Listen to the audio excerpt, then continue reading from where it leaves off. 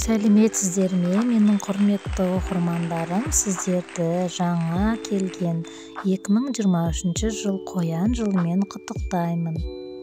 Қоян жылы барлығымызға мол табыс әкелсін, денсаулығымыз мықты болсын және де тек жақсылық тілеймін.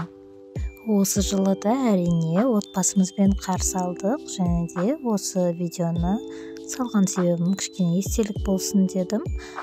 Бұл менің үшінші ұлымның шыршасы. Алланың маған берген 3 сыйы, яғни 3 ұлым бар. Бұл ұлымның ең кенжесі даярлық сыныбында оқиды. Кенже ұлым болғандықтан өте ерке, сыныбында үздік және де есепті мықты шығарады. Мінезді жігіт және боксер болам дейді. Келесі суретте біз жаңа жылды осылай қарапайым қарсы алдық. Суретте менің ата-анам, екінші әпкем, інім, қызым, балам. Мына суретте менің ең кенже қызым, яғни 3 баладан кейінгі ханшайым. Қызым 2 жаста, өте тәтті. Ал мына суретте де жаңа жылдың жалғасы. Келесі суретте жолдасым, қызым үшеуміз. Қызым суретке түскенді өте жақсы көреді.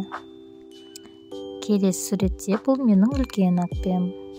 Ал мына суретте менің екінші әпкем. Ал келесі суретте бұл менің үшінші әпкем, яғни біз отбасымызда 4 қызбыз. Мен ең кенжесімін. Ал мына суретте біз отбасымызбен жаңа жылды ары қарай жалғастырдық. Ал келесі сурет мен үшін өте бағалы. Мен үшін ең қымбат жан. Ол анашым, баға жетпес қазынам.